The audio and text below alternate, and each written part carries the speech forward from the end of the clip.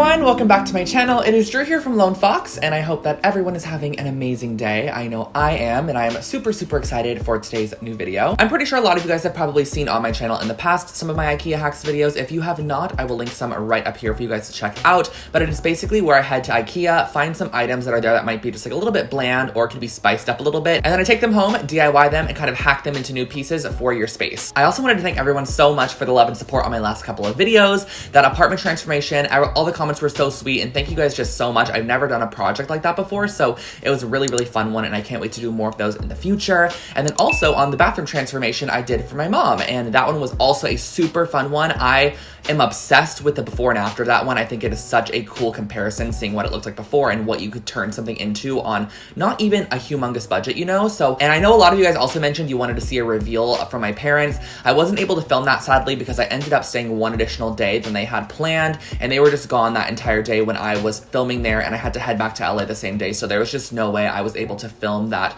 reveal, but they really do love it. And yeah, I just wanted to thank everyone so much for the love on those videos. But today we are focusing on IKEA hacks, and if you are not already, subscribe to my channel. I post brand new home decor and DIY videos every single week, and I think we should just jump right into the first one, so let's get started. For our first project here, I'm doing a rug, and I've actually used this exact rug in the past, and I did a different pattern on it with some white paint, but today I'm going to be doing a kind of like diagonal line zigzag-ish pattern.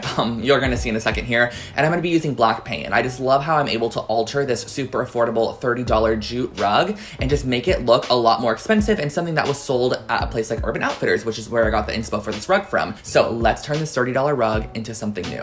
Alrighty, so we're going to start off with the Low Halls rug, and I'm folding it in half to find the middle point. Now, something you're going to see me do a lot in this is I actually use this kind of like jute material, almost like a grid system, because there's a lot of knots, so you're actually able to like measure in terms of knots instead of inches, and that's exactly what I did. So on the edge, far left edge, I went up 16 knots, and then I went ahead and I used the tape to go into the center section, and I just created this almost diagonal shape that creates a zigzag.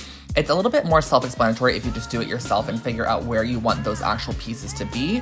And then what I did after I created that middle sort of zigzag section was I then went in and created the areas that I was going to tape off where there was going to be no paint. And basically I taped over every 2 rows of knots, and then I left 1 row empty. So that way we had thin black strips, and I also went ahead and taped off all of the middle section. I could have probably cut a piece of paper to save some tape, but I got the roll of tape at the dollar store, so it wasn't too crazy for me at all.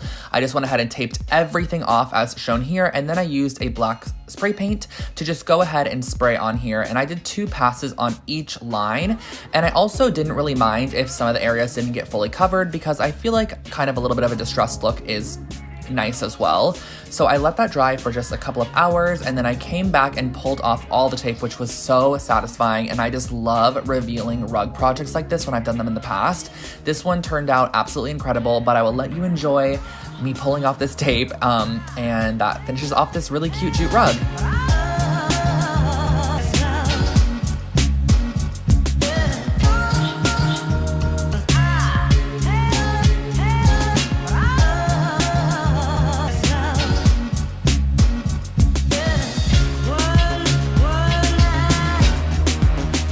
I have not done a throw pillow in a while here on the channel, and I used to do those all the time, and I've actually seen some comments asking why I haven't done them, because it was such a routine for me to throw a throw pillow. That was not intentional to throw a throw pillow into an IKEA hacks video, but I wanted to do it today. So I picked up the Vigdis pillow cover, and it's like a linen light kind of creamy tone. I think it's such a pretty pillow cover, especially for $8, and we are going to be turning this into kind of like one of those very minimalistic line face artwork pieces that I've been doing lately on my channel. Okay, this pillow is super easy and simple, and it's going to cost you almost nothing. So I found this really cute design on Pinterest. I will link the original below, and I wanted to recreate it on this pillow. So I grabbed a pencil and just kind of lightly sketched out the design that I wanted to do on here. And next what I did was I used some Fabri-Tac adhesive, and I kind of traced along small sections of my lines and worked in smaller sections, and used a nice thick kind of like charcoal gray yarn, and I glued it on top. This is not going to be the finishing like look of the piece, so there's going to be a little bit more stability in a second. I just went ahead and I glued this down, that way it held in place so we can work on the next part. So I went around and did this to the entire face, and as I was doing it, I kind of did realize that that I probably should have followed the same exact graphic look and done like the red cheeks or the pink cheeks with the red lips, because when you have all this gray in this face formation, it almost can look a little wonky, if that makes sense. So I grabbed a yarn in a similar color that was a lot thinner, and what I'm doing is from the back side of the pillow, I'm actually sewing up one side of the yarn that we glued down and then down the other side. And I'm just doing this about every single inch, and I'm not pulling it tight at all. This is just going to basically reinforce what we have glued down and make sure that nothing is gonna move around. So this pillow is gonna be a great high quality finish, if that makes sense. You could, if you really wanted to, stitch around the entire thing and give it like a full on and like puffy embroidered look, but I just did it about every inch and a half, as you can kind of see there, just to make sure that the original piece was held down and that finishes off your pillow.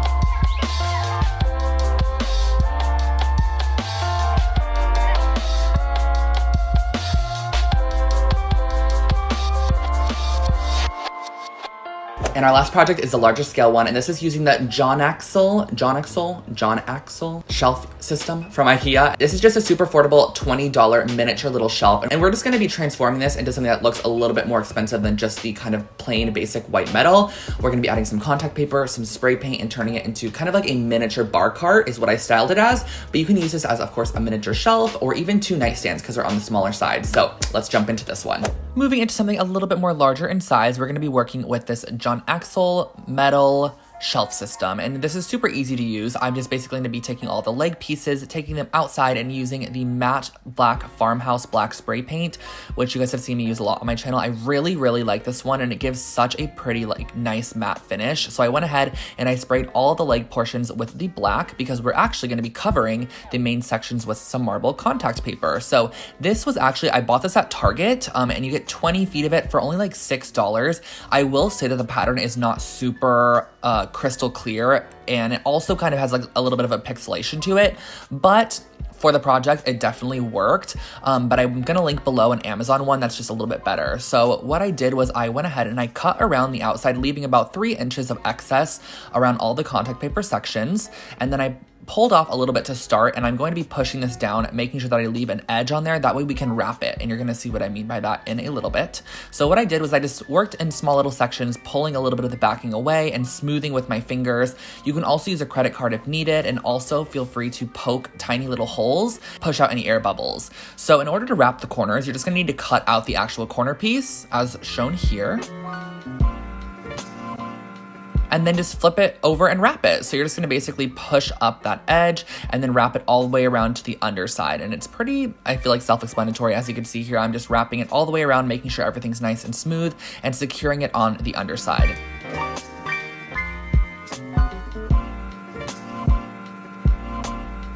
And you're gonna repeat the same steps onto all 3 shelves. And I'm also gonna link a couple other contact papers that I think that this would look really pretty with below, because there are some stunning ones on Amazon.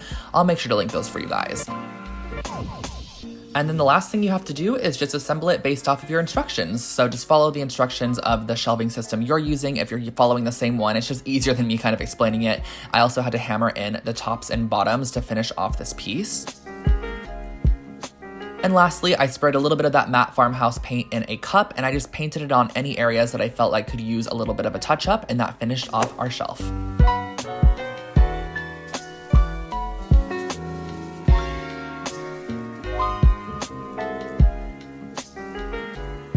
So the last project is one I was actually not even going to include in the video because it did not turn out as a finished project. Basically, it did break during the drying process, and that is because I used something I shouldn't have. I used a glass object as like a mold instead of a cardboard or styrofoam or plastic object, which is what you're supposed to use for cement. So you're gonna see what happens throughout this process, but try to keep an open mind to, if you did do this using like a styrofoam bowl or something that you were able to remove easily, how cute this would actually turn out, because it's such a great idea and I still wanted to share it with you guys. So I'm gonna try to redo this, and it's using an IKEA $9 mirror, and we're turning it into this little tray, jewelry holder, vanity situation that's really cute. So let's get started. So here's that mirror I was talking about, the last spin mirror, and then this also is a Quikrete concrete. I got this at Home Depot. It comes in a 20-pound bucket, and it is pre-sifted. This is the best cement I've ever used, so I highly suggest this for you guys.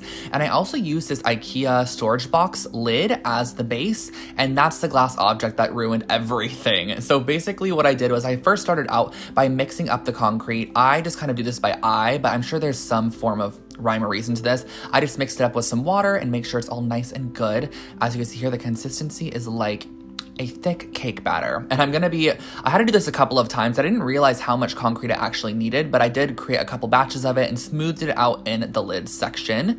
And I went ahead and I repeated this probably 3 to 4 times until I had enough concrete to fill the lid.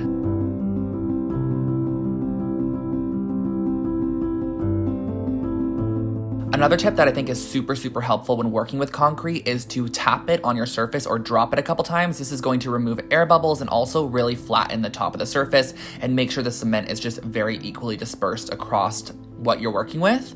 So then what I did was I pushed down the mirror base. As you can see here, I wanted it in the top left corner, and I smoothed a little bit of my cement over the top of that, and then I pushed in my glass object, and I was thinking that this would just pop right out once it was dry, but it did not pop right out once it was dry. So I tapped this a couple more times, kind of let it dry overnight, and then this is what occurred.